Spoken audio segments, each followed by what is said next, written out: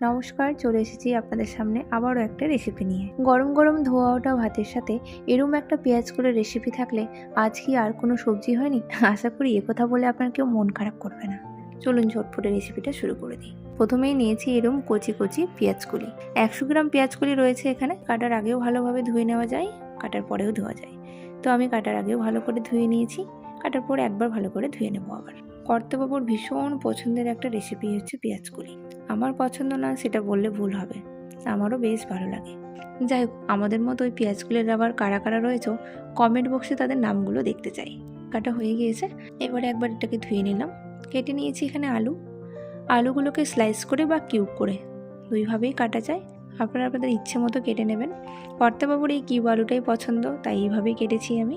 এখানে একটা মিডিয়াম সাইজের আমি পেঁয়াজকে স্লাইস করে কেটে নেব, আর সাথে নেব দুটো কাঁচা লঙ্কাকে। পেঁয়াজকলি আর আলু যেভাবে কাটা রয়েছে সেই জিনিসটা মাথায় রেখে আমি পেঁয়াজগুলোকে একটু মোটা মোটা করে কেটে নিলাম, যাতে ভাজার সময় পেঁয়াজটা গলে না যায়, তাই একটু মোটা মোটা করে কেটে নিয়েছি।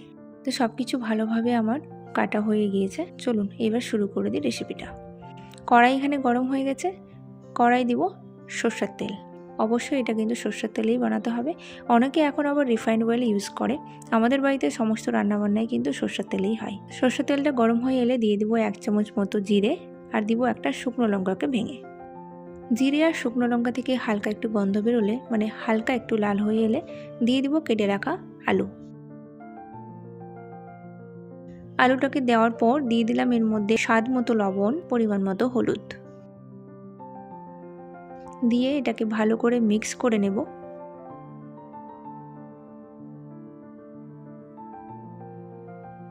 এটাকে এবার 2 মিনিটের জন্য ঢাকা দিলাম। 2 মিনিট পর আবার ঢাকা খুলে এটাকে নেড়ে আবার 2 মিনিটের জন্য এটাকে ঢাকা দেব। যতক্ষণ না আলুটা হাফ সিদ্ধ হয় ততক্ষণ এই প্রসেসই চলবে। 2 মিনিট পর আবার ঢাকা খুলে দেখুন আলুটা কিন্তু হাফ সিদ্ধ হয়ে গিয়েছে। এবারে কেটে রাখা পেঁয়াজ, কাঁচা লঙ্কা অ্যান্ড পেঁয়াজকলি সবগুলোকে অ্যাড করে দেব। ভালোভাবে এটাকে মিক্স করে নেব। আবারও এটাকে 2 মিনিটের জন্য ঢাকা দিলাম। 2 মিনিট পর ঢাকা খুলে এটাকে দেখি হালকা কিন্তু একটু সফট হয়ে এসছে। এবারে এটাকে আর ঢাকানোর দরকার নেই, এবারে কিন্তু এটাকে নাড়তে থাকবো। 70% সিদ্ধ হয়ে গিয়েছে, বাকি 30% গোল্ডেন ব্রাউন করে ভাজার সময় এটা সিদ্ধ হয়ে যাবে। এতক্ষণে গ্যাসের ফ্লেমটাকে আমি লোয়ে রেখে করছিলাম, এবারে কিন্তু মিডিয়াম করে দিয়ে ভালো করে গোল্ডেন ব্রাউন করে ভেজে নেব। এটাকে ঢাকিয়ে বেশি করব না, তার কারণ হচ্ছে বেশি সেদ্ধ হয়ে গেলে এটা কিন্তু ঘেটে যাবে, আর ঘেটে গেলে দেখতে আর খেতে কোনোটাই ভালো লাগবে না।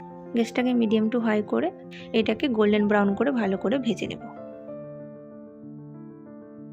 দেখতে পাচ্ছ সুন্দরভাবে কিন্তু এটা ভাজা হয়ে গিয়েছে। এবার কিন্তু এটা গরম গরম ভাতের সাথে সার্ভ করার জন্য একদম রেডি।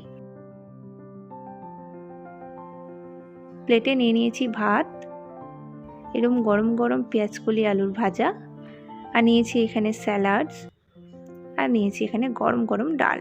এটা রয়েছে ডাল ফ্রাই। আমি ডাল ফ্রাই কিভাবে বানাই তোমরা যদি জানতে চাও কমেন্ট করলে আমি রেসিপিটা শেয়ার করব। দেখুন তো প্লেটে আর কোনো সবজির দরকার হয় কিনা, আমার তো মনে হয় আর কিছু লাগবে না। এই শীতকালে সবার ভীষণ একটা পছন্দের রেসিপি পেঁয়াজকলি। যাই হোক, এটা দিয়ে অনেকে সবজিও রান্না করে, ভাজাটা খেতে তো দুর্দান্ত লাগে। চলুন আমার সামনে তো প্লেট রেডি, আমি এখন খেয়ে দেখি কেমন হয়েছে। আর আপনারা কিন্তু বাড়িতে অবশ্যই একবার ট্রাই করবেন। পুরো ভিডিওটা দেখার জন্য আপনাদেরকে অসংখ্য ধন্যবাদ। সবাই সুস্থ থাকবেন, ভালো থাকবেন। দেখা হবে পরের একটা রেসিপির সাথে। টাটা।